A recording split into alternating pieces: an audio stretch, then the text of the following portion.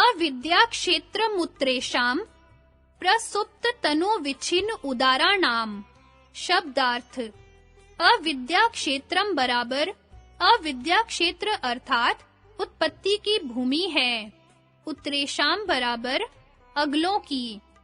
प्रसुप्त तनु विच्छिन्न उदाराणाम बराबर जो प्रसुप्त तनु विच्छिन्न और उदार अवस्था में रहते हैं।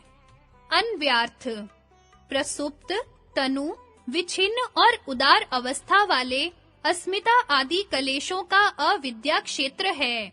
व्याख्या: जिस प्रकार भूमि में रहकर ही बीज उत्पन्न होते हैं, इसी प्रकार अविद्या के क्षेत्र में रहकर सब कलेश बंधन रूपी फल देते हैं। अविद्या ही इन सबों का मूल कारण है। ये कलेश 4 अवस्थाओं में रहते हैं। पहला, प्रसुप्त, जो कलेश चित्त भूमि में अवस्थित हैं पर अभी जागे नहीं, क्योंकि अपने विषय आदि के अभाव काल में अपने कार्यों को आरंभ नहीं कर सकते हैं, वे प्रसुप्त कहलाते हैं। जिस प्रकार बाल्यावस्था में विषय भोग की वासनाएं बीज रूप से दबी रहती हैं, जवान होने पर जागृत होकर अपना फल दिखलाती हैं। दूसरा, तनु। तनु वे कलेश हैं जो प्रतिपक्ष भावना द्वारा अथवा क्रिया योग आदि से शिथिल कर दिए गए हैं। इस कारण वे विषय के होते हुए भी अपने कार्य के आरंभ करने में समर्थ नहीं होते, शांत रहते हैं, परंतु इनकी वासनाएं सूक्ष्म रूप से चित्त में बनी रहती हैं। निम्न प्रकार से इनको शिथिल किया जाता है। यथार्थ ज्ञान के अभ्यास से अविद्या को, भेद दर्शन के अभ्यास से अस्मिता को, मध्यस्थ रहने के विचार से राग द्वेष को, ममता के त्याग से अभिनिवेश कलेश को तनु किया जाता है, तथा धारणा, ध्यान और समाधि द्वारा अविद्या, अस्मिता आदि सारे कलेश तनु किए जाते हैं। तीसरा, विच्छिन्न। विच्छिन्न कलेशों की वह अवस्था है जिसमें कलेश किसी दूसरे बलवान कलेश से दबे हुए शक्ति रूप से रहते हैं और उसके अभाव में वर्तमान हो जाते हैं। जैसे द्वेष अवस्था में राग छिपा रहता है और राग अवस्था में द्वेष। चौथा, उदार। उदार कलेशों की वह अवस्था है जो अपने सहायक विषयों को पाकर अपने कार्यों में प्रवृत्त हो रहे हैं, जैसे व्युत्थान अवस्था में साधारण मनुष्यों में होते हैं। इन सब का मूल कारण अविद्या है। उसी के नाश होने से सर्व कलेश समूल नाश हो जाते हैं। पांचवा, दग्ध बीज। क्रिया योग अथवा संप्रज्ञात समाधि द्वारा तनु किए हुए कलेश प्रसंख्यान अर्थात विवेक ख्याति रूप अग्नि में दग्ध बीज भाव को प्राप्त हो जाते हैं। तत्पश्चात पुनः अंकुर उत्पन्न करने और फल देने में असमर्थ हो जाते हैं। यथा बीजान्य अग्न्यो उपदग्धानि न रोहन्ति यथा पुनः ज्ञान दग्धैस्तथा कलेशर्नात्मना संपद्यते पुनः।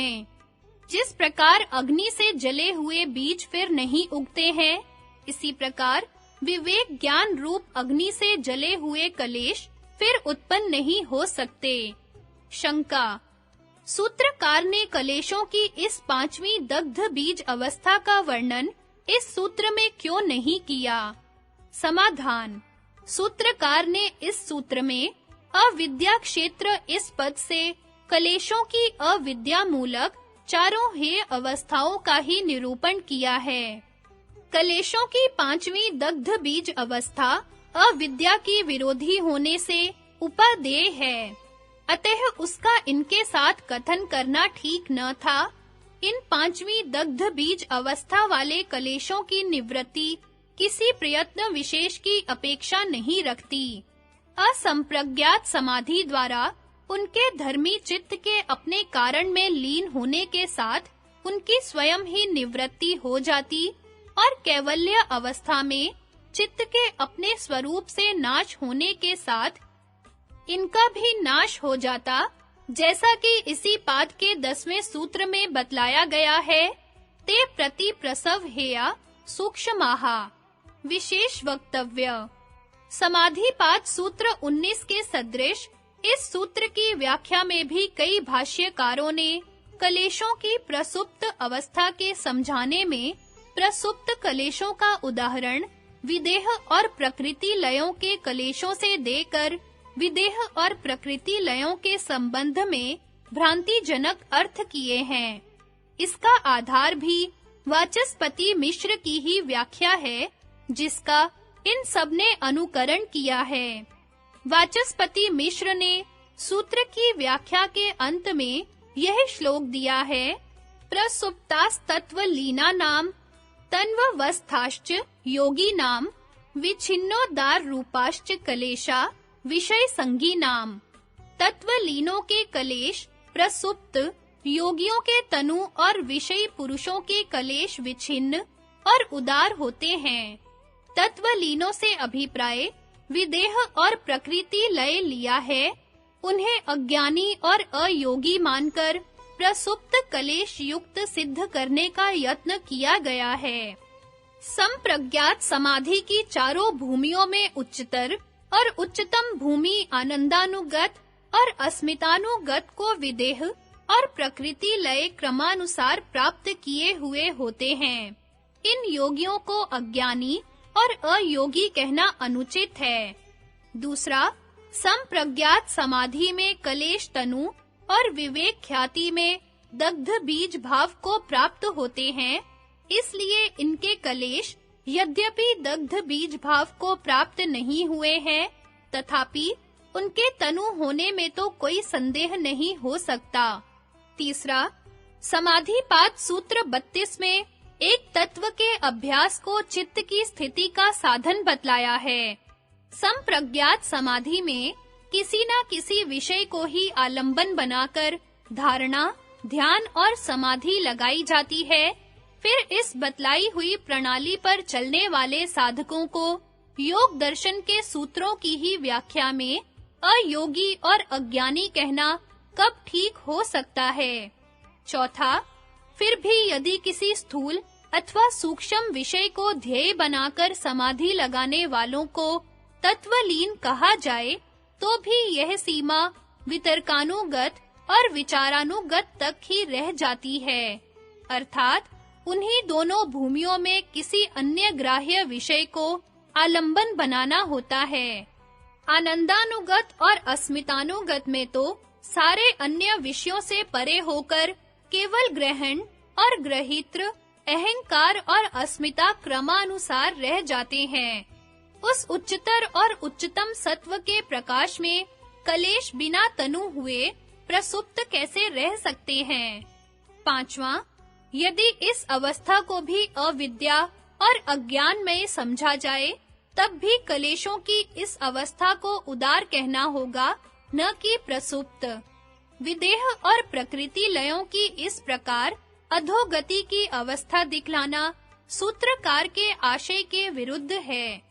छठा, तथा व्यास भाष्य और भोजवृत्ति में विदेह और प्रकृति लयों का नाम निशान भी नहीं है। इसके स्पष्टीकरण के लिए इस सूत्र के व्यास भाष्य तथा भोजवृत्ति का भाषानुवाद कर देना उचित प्रतीत होता है। व्यास भाष्य का अर्थ सूत्र 4। इनमें अविद्या उत्तर कलेश, अस्मिता आदि प्रसुप्त, तनु, विच्छिन्न, उदार 4 अवस्था वालों की क्षेत्र अर्थात उत्पत्ति की भूमि है। उनमें प्रसुप्त कलेश कौन से है? इसका उत्तर यह है कि जो चित्त में बीज भाव को प्राप्त हुए शक्ति मात्र से रहते हैं।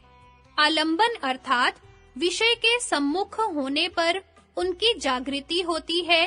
प्रसंख्यान ज्ञान वाले योगी को जिसके कलेश दग्ध बीज भाव को प्राप्त हो गए हैं, विषय रूप आश्रय के सम्मुख होने पर भी इन कलेशों की फिर जागृति नहीं होती, क्योंकि जले हुए बीज की कहां से उत्पत्ति हो सकती है।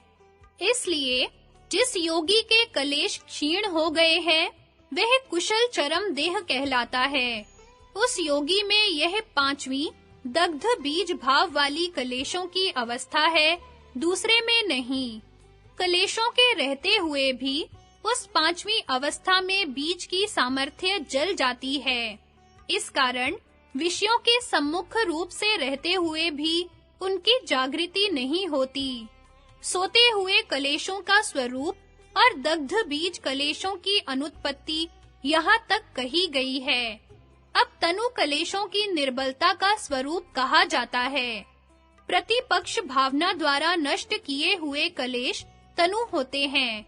उसी प्रकार नष्ट होकर उस रूप से फिर जो बरतने लगते हैं, वे विच्छिन्न कहलाते हैं। किस प्रकार? उत्तर देते हैं, राग काल में क्रोध के न देखे जाने से निश्चय राग काल में क्रोध नहीं बरतता। राग भी किसी एक पदार्थ में देखे जाते हुए अन्य विषय में नहीं है, यह नहीं देखा जाता है।